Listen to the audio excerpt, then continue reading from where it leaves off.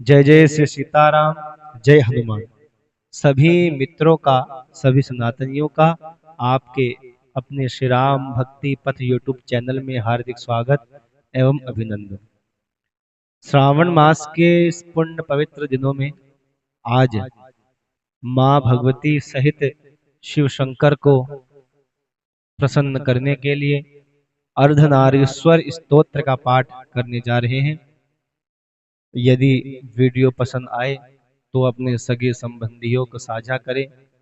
Video को like एवं channel को सब्सक्राइब करना ना भूलिएगा। आइए पाठ मिलकर प्रारंभ करते हैं।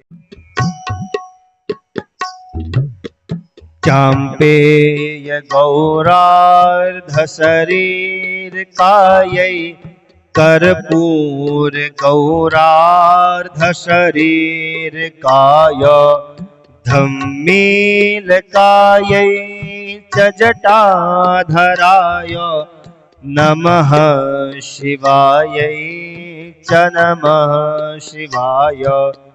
कस्तूरिका कुङ्कुमचर्चितायै चितारजः पुञ्जविचर्चिताय कृतस्मरायै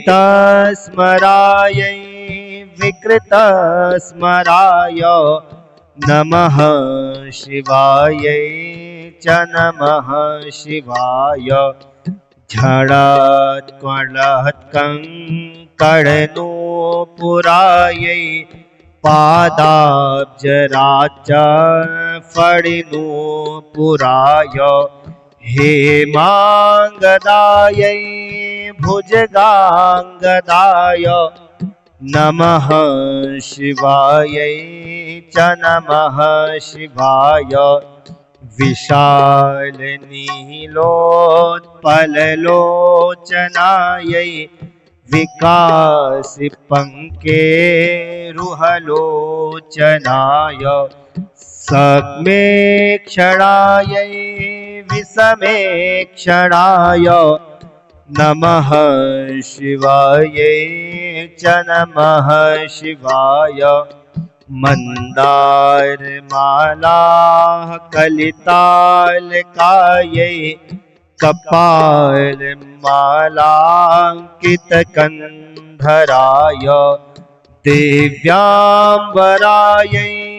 च दिगम्बराय नमः शिवायै च नमः शिवाय।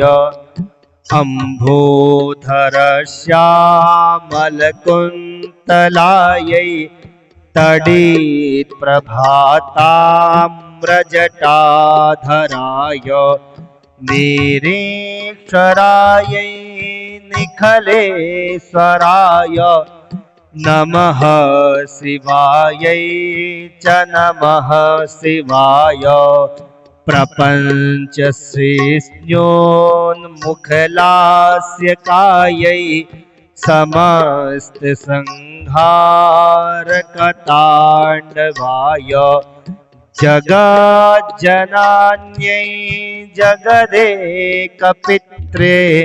नमः शिवायै च नमः शिवाय। प्रदीप्तरत्नोज्ज्वलकुण्डलायै स्फुरन्महापन्नगभूषणाय शिवान्वितायै